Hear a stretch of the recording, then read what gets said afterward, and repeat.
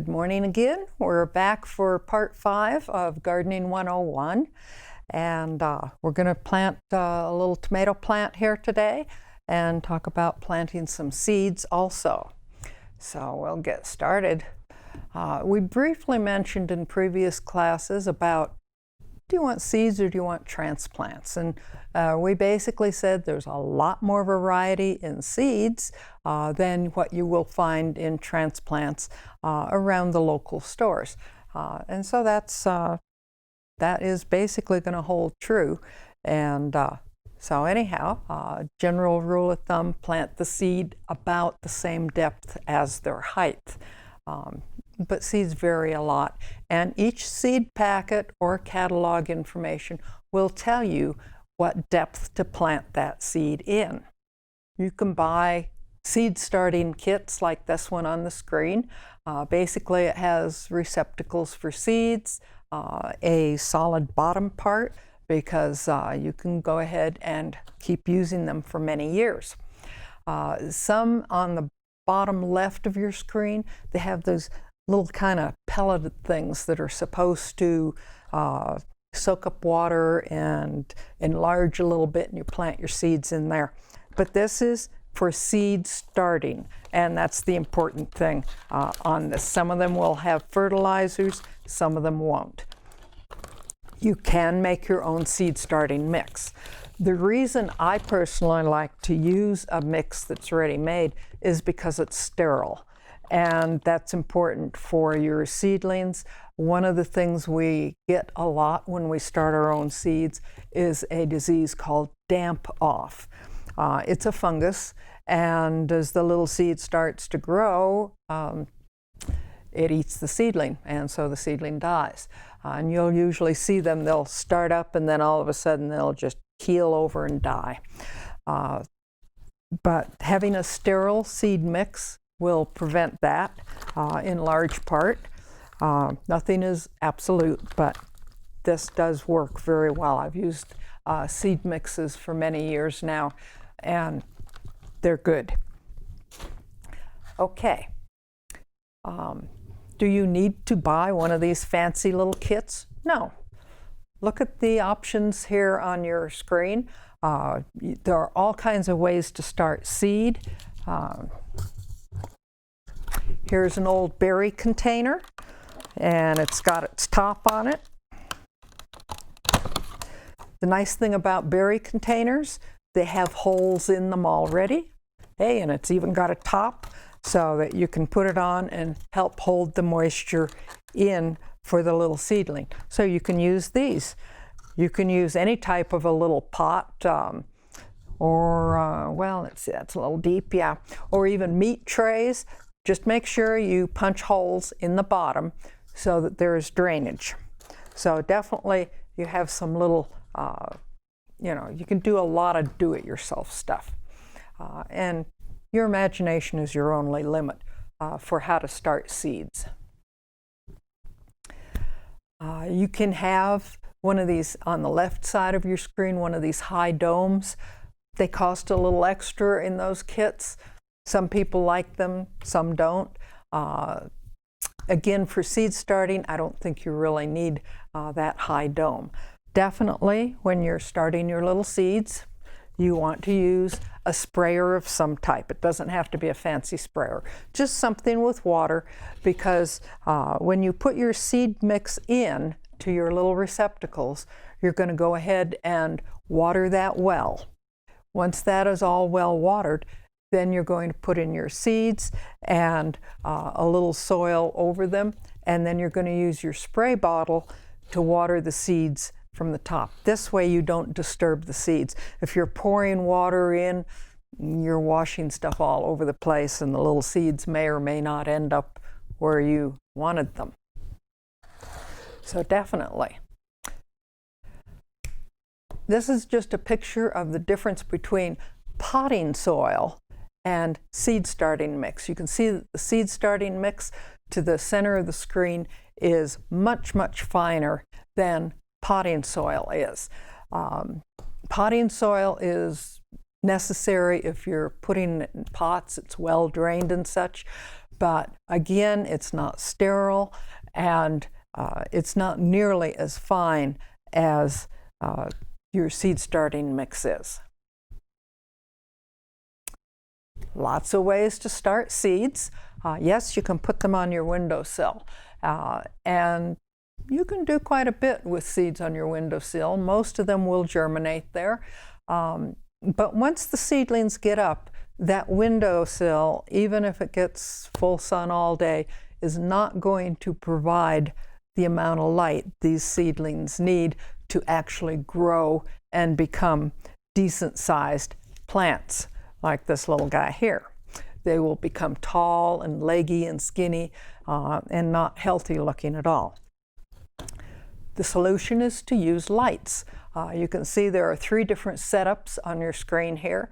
The one on the upper right has lights on it, and that's about all. You can see the one on the lower right actually has reflective material behind and on the bottom, and so this helps to increase the amount of light that those fluorescents are giving. Now, once your seedlings come up and they get started, if you are using a top like on the lower left of your screen, you will see, you will want to take that top off. Again, the top increases the moisture so that the seedling can germinate and come up. But once it's up, you don't need that much moisture. So then go ahead and take that top off. In this case, I would remove the top from the yellow container and let the little seedlings grow. This also decreases your chance of damp-off disease. Now, something that a lot of people ask is, do I need to buy those fancy grow lights? No, you don't. You can use any daylight, sunlight, LED or fluorescent tube. You don't need the fancy grow lights. If you've got the money and you want to buy them, great. But they really don't make that much difference. Now, this is a picture of some of my seedling setups. You'll see on the right side I have a thermostat, and it's hard to see, but if you look at the arrow, the yellow arrow on the bottom of the screen there, you will see just sticking out what we call a heat mat. Heat mats are wonderful things. I never used to use them, and sometimes I don't use them today because I just run out of space. But heat mats are excellent. They're very inexpensive on the internet, and what they do is they have a little thermostat in them, and they technically keep the temperature in your growing bins, your little growing plastic kits, at a particular temperature for that seed. Now, I also highly recommend, if you're going to buy heat mats, get yourself a thermostat like you see on the right side of the screen there. The thermostat allows me to set a different temperature depending on what seeds I am germinating. There might be, for tomatoes, I might have a 60 to 65 degree temperature. For lettuce, I may actually lower that to 50 degrees. Lettuce will sprout at 45. Can I set it higher than that? Yeah, I can do that too. But flower seeds, some of the flower seeds that I germinate might use 70 to 75 degrees. So the thermostat allows you to set particular degrees of temperature for whatever it is that you're growing. Also, unfortunately, not all heat mat thermostats are considered equal. Some of them work better than others. But having your individual thermostat to run them, that solves that problem, and it's very good. Keep records. I know everybody says, oh, I'll remember what that seed is. I can tell you from experience, you won't. I have planted lots of seeds and then gone back and said, I wonder what I planted. So definitely use labels. You can buy labels. Or I found these at one of the big box stores the other day in the paint department. It's a quart paint stirrer stick. I cut it in half with scissors, and I now have 2 neat little paint labels. When you buy a plant, if it has a label that has a white side, you can reuse that label. There's nothing that says you can't reuse it. This particular label here has stuff on both sides, so this would not be a good label for reuse. But there are lots of ways that you can label plants, and definitely do those. And keep records. How long did it take whatever seeds I planted to germinate? What temperature did I germinate them at? This will help you next year. How long did it take them to germinate? If you've planted some plants, some seeds, and the packet says it should germinate in 7 days, and you're at day 14, your plants are not germinating. It's probably time to replant.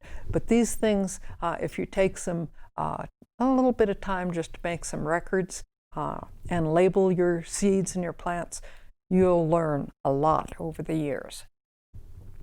Again, labels can be anything. You can buy them, you can make them. I love the one in the top right where they use the little beads to spell out the name of the plant. But definitely, this is another thing that's only limited by your imagination. And transplants. Again, you might grow them yourself, or you might go out and buy them. One of the exceptions we talked about was tomato plants. So I have a little tomato plant here.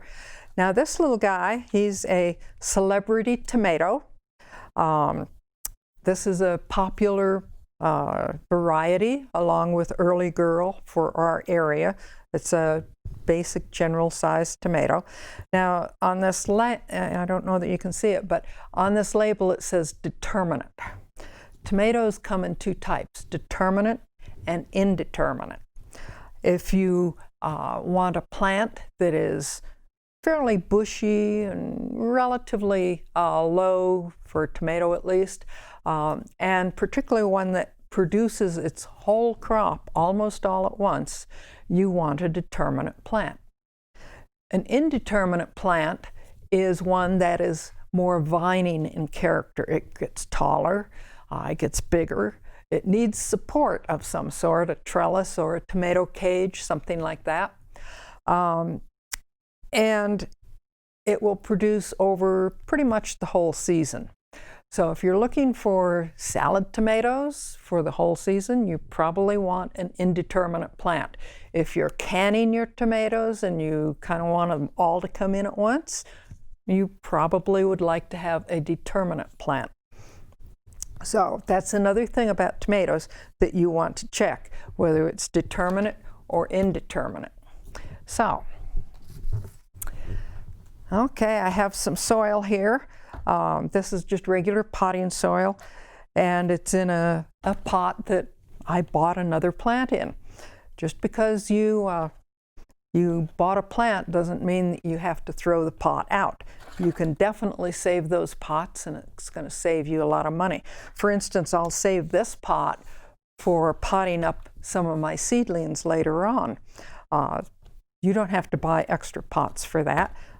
You can basically just use whatever you have. I'm going to take a little bit of soil out of here so that I can get down to a depth that I can use here. Okay, I'll take a little bit more out here. Now one of the other things, I'll just take this all out. I'll show you this. One of the other things I do with containers is I will put something like this. This is actually what they call a weed cloth, but I hope you can see, you can kind of see through it. It's got little holes. And I put that in the bottom of my pot to cover up the holes that are in the pot. This way the soil isn't just falling out and leaving the pot. So that's why I have that in there. There are lots of different weed cloths that you can buy. I have another one here. This is a heavier weed cloth. I don't like this nearly as well as I do the lighter one. This one's kind of plasticky. You can see it even stretches. This one is more papery and it doesn't tear or anything. You can also use a piece of screen. Window screen will do. Okay, so here's our little plant. I'm going to put my fingers over him and pop him out like so. Now you can see he's got some very nice roots here. So we want to keep those roots as intact as possible. You notice he's got a little bit of circling at the bottom. So I'm just going to break those circled roots open a little bit so that he doesn't keep circling. I'm just going to rough up the sides a little bit again so that the plant realizes he's no longer in a small pot and he can actually come out and grow. Let's see, scissors. Now for the tomato plant, I'm going to trim off these lower leaves, these lower stems. And I'm going to trim them off right up to here. Now, I did say use scissors. If you're pinching, you could damage the stem. And you'll recall we said before, they'll grow new leaves, they'll grow new roots, but they won't grow a new stem. So if you break this stem, your plant's dead. But we have trimmed this off. Why did we do that? Well, it's very simple. Tomatoes are one of the few plants that will actually put roots out all along the stem. So we're going to plant him into our pot here. And we're going to put our soil around. I'm going to make sure he stands up straight and kind of tap the soil down a little bit.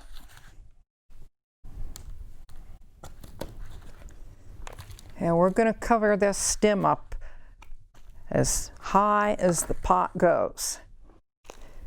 Now, if you were planting a flower or something like that, you would not put it in like this. You would put it in at the same level that it was in the pot that you bought it in. But tomatoes are different. They will put those roots out and they will become a much stronger, more productive plant. So, okay, this little guy is in there pretty good. Now, because tomatoes do get a fungus of various types when their leaves are touching soil and water, I'm going to just go and trim this little guy's leaf off just a little bit, and that will keep his leaves out of the soil when I water him. So then he's ready to be watered. I'll put my little tag back in him so that I remember what he is, because when you get 5 or 6 or 15 tomato plants out there, you may not remember what you planted. I know I don't. So he is ready to be watered, and he will grow in this pot for several more weeks if I want, or I could have planted him directly out in the garden. And in the garden, I might have planted him even a little bit deeper than what this pot has allowed. So that's how we plant tomato plants. Let's look briefly at some seeds. Now I have some seed mix, some seed starting mix here, and it's all dampened. And I have it in a little meat tray that I bought some type of meat in. And this will do just fine for seedlings. You can get seeds nowadays that come in little strips of paper like this. These happen to be beet seeds. And these can be very handy because beet seeds are small. You can also get lettuce and all kinds of other seeds done up this way. This is a little more expensive, but it gives you a nice, you can see there's 2 seeds here. It gives you a nice spacing of the plants, and they do work. I've grown the seeds like this. They do develop into plants. I still prefer the plain old-fashioned seeds. This is a little lettuce mix. And now I would not plant beets in here because beets should be planted out in the garden directly because they are a root crop. Now, here's some little, you can see how teensy these lettuce seeds are. Now this packet says plant them 8 inches apart. Well, are you going to try to plant these little guys 8 inches apart? I'm not. And actually for a little tray like this, you can actually just kind of sprinkle them around. If I was planting them in a garden, I would sprinkle them in a row. But a lot of the commercial nurseries will also just use big flats and sprinkle these guys into the flats like this. So we have those guys there. And here's some more of our soil mix. We're just going to drip this over very tiny. Lettuce seeds really don't need much cover. They can almost grow on the soil itself. But we'll just kind of put a little bit over here. The packet actually says plant 1/4 inch deep. You can be less than 1/4 inch. Now you can see that topsoil that I just put on there is damp, is dry. So I'm just going to spray all around like this. And I'm going to go ahead and put him in a window or on a heat mat, and he will grow. I can put something, plastic wrap, something like that over him to help hold the moisture in if I don't have one of these nice plastic tops. But basically, that's all there is to planting the seeds, particularly in this case, lettuce seeds. And we planted the tomatoes, so you've kind of got an idea of that. Let's go on here a little bit.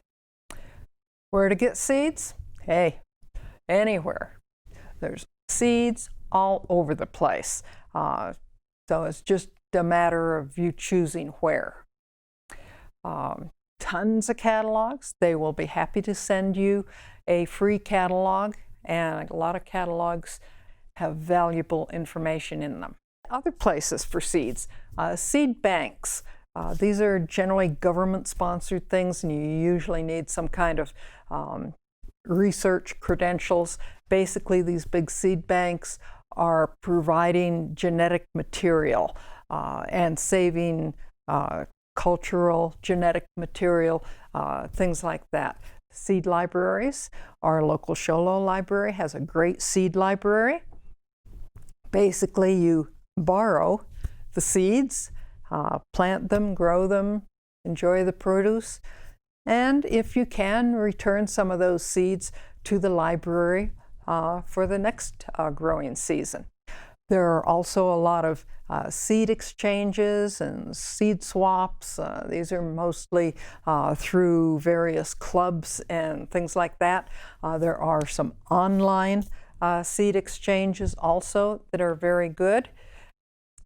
Okay, garden clubs may also, members will trade seeds. I know in the White Mountain Community Garden, we trade seeds back and forth a little bit. And of course, your neighbor down the street will have seeds also. So those are all kinds of places that you can get seeds. Why would you want to save seeds yourself? Well, again, you want the open pollinated seeds. You don't want GMOs or hybrid seeds.